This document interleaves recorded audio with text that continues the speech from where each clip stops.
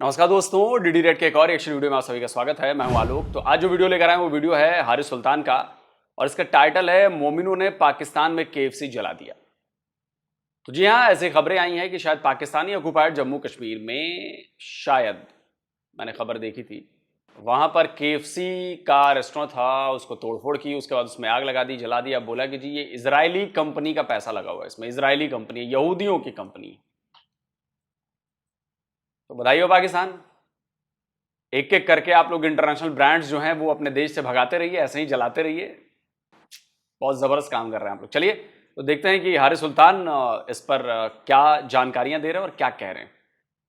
Alright मेरे प्यारे दोस्तों, मैं हूं हारिस सुल्तान और एक और कॉमेडी खबर आई पाकिस्तान से। कॉमेडी तो क्या कहना, दुख वाली खबर भी है। असल तो बातें तो बुरी ही हैं और बजाय इसके कि इस मुल्क में बेहतरी आए, अवाम की डी रेडिकलाइजेशन की जाए, इनकी सोच को बदलने की कोशिश की जाए, नहीं उसको बदलने की कोशिश बिल्कुल भी नहीं की जाती। कोई किसी में हिम्मत नहीं है बात करने की। इसराइल फलस्तीन का फटा चल रहा है जिसके ऊपर खूब टिका के झूठ बोले जाते हैं। कोका कोला इसराइली कंपनी है, केएफसी इसराइली कंपनी है, ऐसे झूठ पे झूठ बोले जाते हैं और अवाम तो जाहिल है, बल्कि अवाम पूरी दुनिया में जाहिल होती है। हमने देखा वेस्ट में भी, हमने देखा है कि बड़ा आसानी से बॉट फार्म अगर पुतिन कोई चीज लगा देता है सोशल कोहीजन तोड़ने के लिए, वो पॉपुलर हो जाती है, कंस्पिरेसीयां फेंक दी जाती हैं, पॉपुलर हो जाते हैं। तो अवाम मोस्टली जाहिल ही होते हैं। लेकिन बात तो ये आती है कि आप अपनी अवाम को कैसे सेफ गार्ड करते हैं, आप अपनी अवाम को कैसे बचाने की कोशिश करते हैं, डी रेडिकलाइज कैसे करते हैं। लेकिन नहीं, कोई तवज्जो नहीं दी जा रही। जाहिर बात है, अपनी पॉलिटिकल पार्टीज की विक्टिमाइजेशन करने से फुर्सत मिलेगी तो करेंगे ना। पिछले 10 साल से फिफ्थ जनरेशन वॉरफेयर की बातें चला रही है ना, कुछ भी नहीं किया, बल्कि उल्टा अपनी अवाम को मजीद बेवकूफ बनाते गए। खुद भी बनाया, उसके अंदर उस बहती गंगा में खुद भी हाथ धोए। तो अभी जैसा कि आपको पता है कि कंस्पिरेसी थ्योरी मारती जाती है, ये फलानी कंपनियां इसराइल की हैं, हर जगह पे इन्वेस्टर्स होते हैं, स्टॉक एक्सचेंज में आपका कोई भी शेयर ले ले तो वो फलाना, वो उसका ओनर नहीं बन जाता। तो केएफसी के बारे में भी यही कहा जाता। तो केएफसी को मीरपुर कश्मीर में कुछ आशिकाने रसूलों ने, या कुछ बल्कि आशिकाने फलस्तीनियों ने उसके ऊपर धावा बोल दिया और उसको जला के वहां पे खूब फड्डेबाजी की, खूब वहां पे दंगे किए, ये अंदर घुस के जला दिया।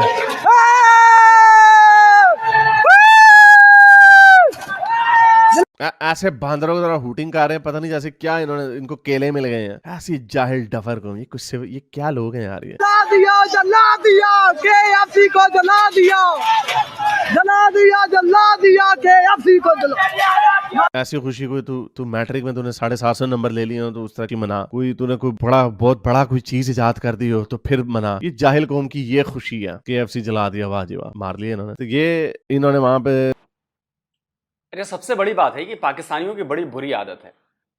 अब देखिए, केएफसी को जला दिया, शायद ये यूएस की कंपनी है, केंटुकी फ्राइड चिकन नाम है ना शायद इसका, जहां तक मुझे याद आ रहा है। यूएस की कंपनी है और ये बात सही हारिस भाई ने कही कि भाई अगर मान लीजिए किसी इजरायली ने इसमें पैसे भी लगाए तो वो मालिक तो नहीं है ना इसका। मेरे पास भी कई कंपनीज के शेयर हैं, लेकिन क्या मैं उसका मालिक हो गया हूं? नहीं। लेकिन पाकिस्तानी इसको ऐसे अचीवमेंट की तरह, वो आपने आवाजें सुनी, जला दिया केएफसी को जला, मतलब अचीवमेंट है उनकी। अरे भाई, ये तूने कुछ अचीव नहीं किया है, तूने अपने देश के ताबूत में एक और कील ठोकी है कि इंटरनेशनल कंपनीज और तरह यहां नहीं आएंगी काम करने। जिससे भाई केएफसी का रेस्टोरेंट होगा तो उसमें पाकिस्तानी काम कर रहे होंगे ना, रोजगार मिला होगा ना पाकिस्तानियों को। अगर मान ले 20 पाकिस्तानी उसमें काम कर रहे हैं तो 20 पाकिस्तानियों के घर भी तो चल रहे हैं, उनके बच्चे पढ़ रहे हैं, उनकी बीवियां घर में हैं, वो किचन चला रही हैं। तो 20 परिवारों की चीजें आपने जला दी। आपने सिर्फ केएफसी नहीं जलाया है, आपने वहां पर काम करने वाले 20 लोगों के परिवार जला दिए हैं। और वो तब जब पाकिस्तान में महंगाई की वजह से लोगों की बैंड बजी हुई है, एक एक रुपए को लोग तरस रहे हैं, उस सिचुएशन में आपने ये काम किया है। आप कहते हैं कि रमजान में शैतान को छुट्टी दे दी जाती है, शैतान चला जाता है। ये क्या है? ये शैतान नहीं है तो और क्या है? तो शैतान ने पाकिस्तान में घर बना लिया अपना। इसका मतलब है कि आप लोग झूठ मूठ का कहते हैं कि इस्लामिक जमहूरिया और पाकिस्तान है कि नहीं, क्योंकि ये हरकतें तो शैतानी है। ना इससे इजराइल पर कोई फर्क पड़ने वाला है, ना यहूदियों को इससे कोई नुकसान होने वाला है, ना अमेरिकन जिसकी कंपनी है उनका कोई नुकसान होने वाला है। नुकसान किसका हुआ? पाकिस्तान का हुआ। पाकिस्तान में बिजनेस नहीं आएगा, पाकिस्तान में जितने लोगों को नौकरियां मिली हैं उनकी नौकरियां बेचारों की गई, उस रेस्टोरेंट में काम करने वालों की हो गया बंटाधार। लेकिन आप लोगों को ये बड़े कैनवस की चीजें समझ में नहीं आती।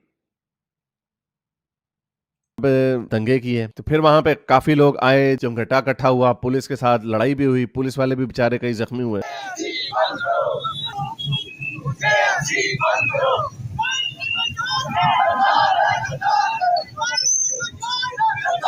पता नहीं किसका यार ये कह रहे हैं।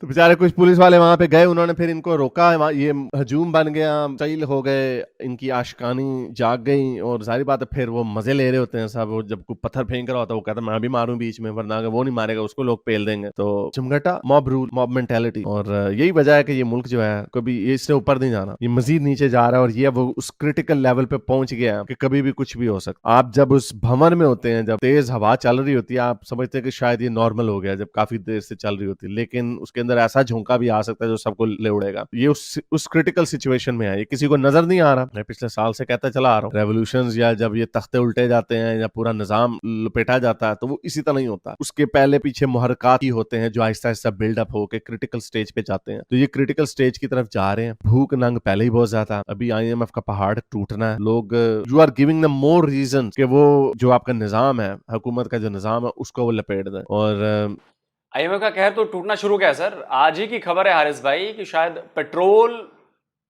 फ्यूल प्राइसेस बढ़ा दिए गए हैं पाकिस्तान में। आज ही की खबर है। मैं खबर पढ़ के और मैं सोच रहा था कि उफ, एक बार फिर बेचारा आम पाकिस्तानी जो है वो पिसने वाला है।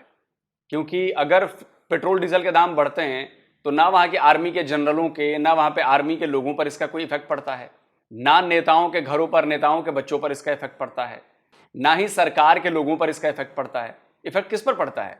उस एक आम पाकिस्तानी पर जो बेचारा टैक्स भी देता है, जो बेचारा महंगाई भी झेलता है, जिसको सैलरी भी कम मिलती है, जिसकी सैलरी काटी भी जाती है, और अब उसको पेट्रोल भराने के लिए भी कीमत ज्यादा देनी पड़ेगी। आप समझ रहे हैं इस बात? लेकिन पता नहीं पाकिस्तानी कब समझेंगे इसे। कब उठोगे रे पाकिस्तानियों, कब उतरोगे अपने हक के लिए सड़कों पर, कब जमीर जागेगा तुम लोगों का, वरना सोए रहो। इसमें सारे ही शामिल है। सारी बात है, आप पॉलिटिकली आपके अंदर एक तूफान आया हुआ है, कोई स्टेबिलिटी नहीं है। इकोनॉमिकली अभी तूफान आना है, कोई स्टेबिलिटी नहीं है, कुछ समझ नहीं आ रही कहाँ पे जाके चीजें बेहतर होंगी। सारी बात है, भूखी आवाम जो होती है हमेशा से, जितने भी दुनिया में जो इनकलाबात आए हैं उनमें मोस्टली जो होते हैं वो भूख की वजह से आते, भूख की वजह से, इफलास की वजह से। और भूख इफलास पाकिस्तान में इतना बढ़ गया है कि मुझे तो खबरें आती रहती हैं और आई कांट इमेजिन कि लोगों को सारा कैसे होता है। और अभी और तबाही आनी है। ये उम्मीदें जब हम साथ वाले मुल्क के साथ लगा के बैठते हैं, उधर भी बेड़े गर्क हैं जी, ये वो, उधर ऐसे बेड़े गर्क नहीं है। क्योंकि अगेन जब आप आवाम का पेट भर के रखते हैं और उनको एंटरटेनमेंट दिए रखते हैं, उनको बिजी रखते हैं, उन क्वालिटी ऑफ लाइफ को बेहतर रखते हैं, तो फिर आपकी हुकूमतें महफूज होती हैं। यहाँ पर इनकी क्वालिटी ऑफ लाइफ, इनको एंटरटेनमेंट क्या मिलनी है, सरतन से जुदा इस तरह की चीजें इनकी एंटरटेनमेंट है। और भूख बढ़ती चली जा रही है, बिजली का बिल, गैस का बिल देने के पैसे नहीं है, तनख्वाहें बढ़ नहीं रही, इन्फ्लेशन होती जा रही है। तो it never equals to prosperity या स्टेबिलिटी। ये जो चीजें, जो प्रॉब्लम्स,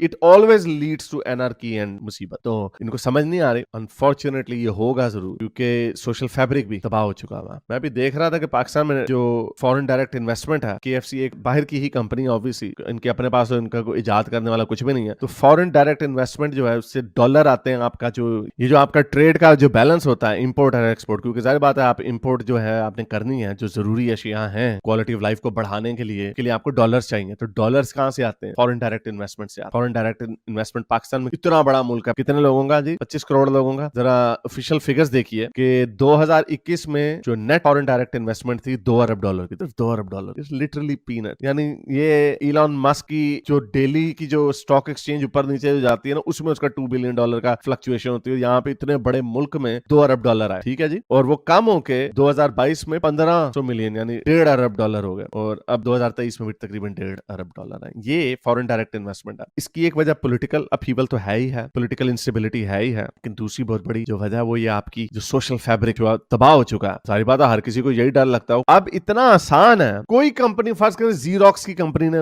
ऑफिस बनाया या पेपैल ने उधर बनाया हो, किसी ने एक सुलगानी लगानी है, ओ ये इसराइली है, ओ यार इन्होंने गुस्ताखों को सपोर्ट किया पेपैल, आपने उनका जाके पूरा दफ्तर जला देना। वो क्यों आएंगे? वो पागल के पुत्र है, वो क्यों आएंगे? खुद लगाओ, आपके पास अगर पैसा हो आप कहीं ऐसी मुल्क में इन्वेस्ट करेंगे जहां पे इतने जाहिल लोग रहते हैं? नहीं करेंगे, वो भी नहीं करेंगे। तो उसके नतीजे में क्या है, ये जो घरों में जो लाले पड़े हुए बिजली के बिल के, खाना खाने के, आटे के लाले पड़े हुए, वो इसी वजह से पड़े हुए। उम्मीद हम क्या लगाते हैं जी, इंडिया में क्या है जी, इंडिया में क्या हो रहा है? मैं भी देख रहा था, इंडिया में टोटल 2023 में जो फॉरेन एफडीआई आई $1 बिलियन की आई, अगले साल उनका टारगेट है 100 बिलियन पे लेके जाना। क्वार्टर में थोड़ी सी 13% की कमी आई है, बट ओवरऑल एनीवे वो तो जब पूरा फाइनेंशियल फिस्कल ईयर खत्म होगा तो फिर हमें पता चल जाएगा। तो उधर जी 100 अरब पे लेके जाया जा रहा है, 100 अरब पे, और आपके यहाँ पे 2 अरब नहीं क्रॉस हो रहा। कहाँ 100 अरब, कहाँ 2 अरब, 4 गुना बड़े हैं ना आपसे, या 5 गुना बड़े हैं। तो आपका 5 गुना कितना बनता है? उनकी 20 बिलियन होनी चाहिए अगर वो आपकी लेवल के होते हैं। वो 100 अरब पे पहुंच, क्यों? वहां पे इस तरह के जत्थे नहीं है, जो थोड़े बहुत जो हैं भी वो भी अपने करते हैं, वो इन चीजों के ऊपर नहीं आते। उनकी आवाम को बेवकूफ इन मामला के ऊपर, जाहिल लोग हर जगह पे होते हैं, लेकिन मैंने नहीं सुना कि उन्होंने कोई मैकडॉनल्ड्स जला दिया या KFC जला दिया। उधर के मुसलमान भी नहीं करते ये वाले काम, वैसे वो आपस में लड़ते रहते हैं, लेकिन इधर नहीं काम करते। अब यहाँ पे जो इंटरेस्ट है, मोस्टली जो बैलेंस सोसाइटीज होती है वहां पे एलीट होती है, एलीट के इंटरेस्ट होते हैं, जो नीचे वाले लोगों के इंटरेस्ट में नहीं होते। यानी टैक्स ब्रेक्स लेते हैं, आवाम को एक्सप्लॉइट करते हैं, लेकिन सोसाइटी इस तरह चलती रहती है। लेकिन अब ये पाकिस्तान एक ऐसी क्रिटिकल हालत में पहुंच चुका है कि यहाँ पे फर्स्ट क्लास और इकोनॉमी का डिफरेंस नहीं है। अब ये पूरा जहाज ही नीचे जाएगा जिसके अंदर सारे लपेटे जाएंगे। जो फर्स्ट क्लास वाले जो एक्स्ट्रा अमीर लोग हैं वो शायद आखिरी मिनट में जहाज लेके बाहर भाग, लेकिन सबसे ज्यादा हमेशा गरीब ही मरता हर जगह। उधर हमास ने काम किया, सारा गरीब ही मारे, आम लोग ही मारे, वो तो हर जगह पे ऐसे ही होता। लेकिन एक क्रिटिकल हालत आती है कि तब सारे रगड़े जाते हैं, जिस तरह हमास वाले भी रगड़े जा रहे हैं। तो मुझे ये नहीं समझ आती कि पॉलिटिकल स्टेबिलिटी की कोशिश कर रहे हैं, इकोनॉमिक स्टेबिलिटी की कोशिश कर रहे हैं, लेकिन ये जो सोशल फैब्रिक तबाह करती है, इसकी नहीं कोशिश करते, इसके ऊपर बात भी नहीं करते। इक्का दुक्का हम जैसे लोग बस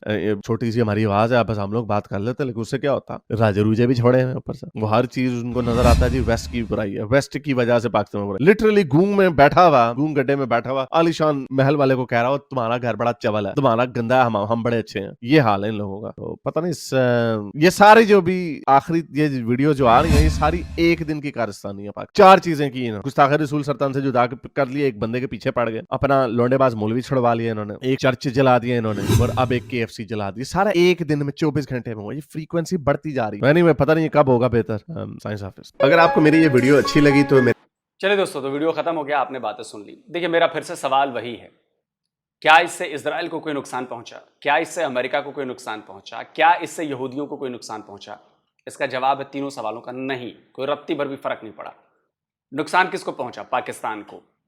नुकसान किसका हुआ? पाकिस्तानियों का। प्रॉब्लम में कौन फंसेगा? पाकिस्तान और पाकिस्तान।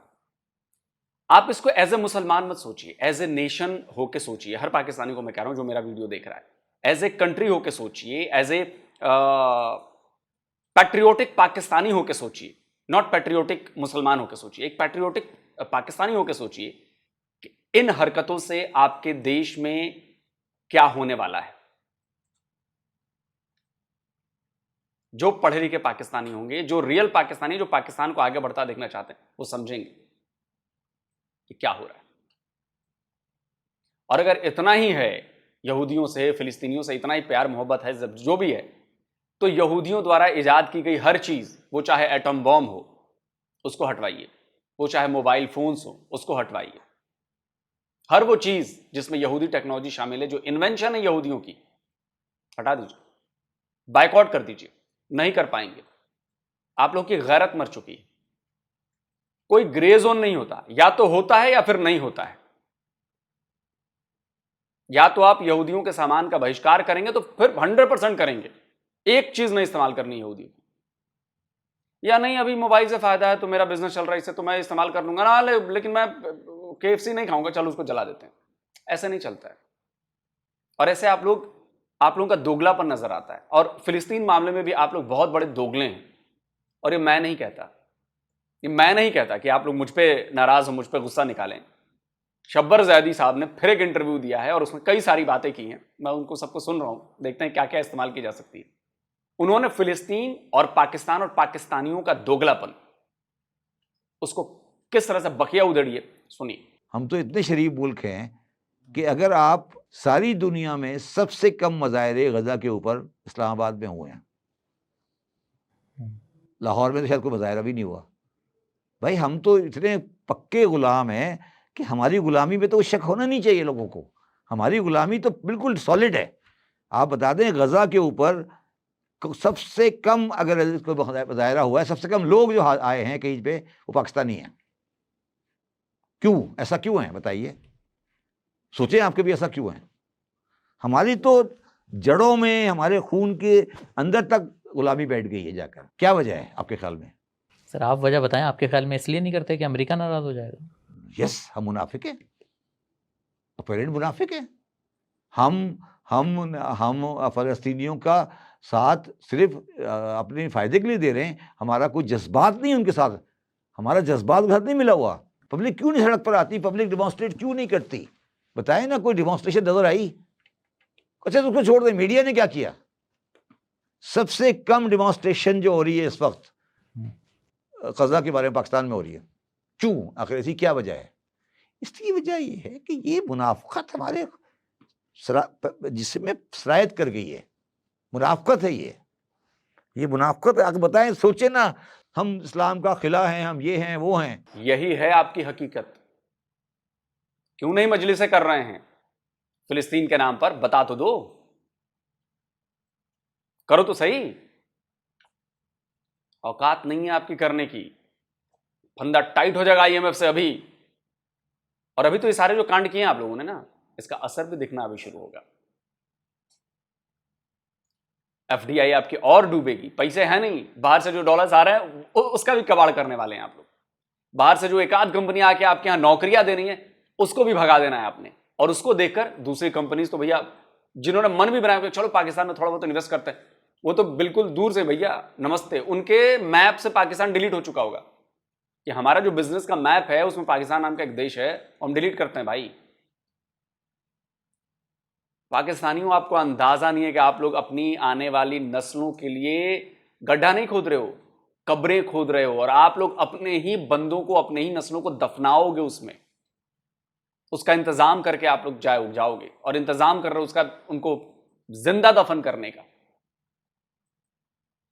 मेरी बातें एकांत में बैठकर कभी ध्यान से सोचना कि मैंने क्या कहा है।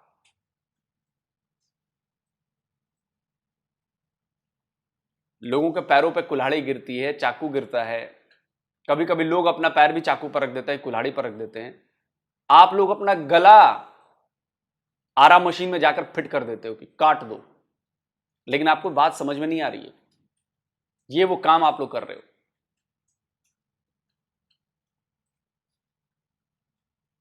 जिस दिन पूरी तरह से गला कट जाएगा ना, उस दिन आप सोचने के लायक भी नहीं रहोगे कि क्या करें जो बचे हुए पाकिस्तानी हो। खैर, कमेंट करके आप लोग बताएं आप लोगों का क्या कहना है इस पूरे मामले पर। जल्दी मिलता हूं एक और नए वीडियो के साथ। नमस्कार, जय हिंद।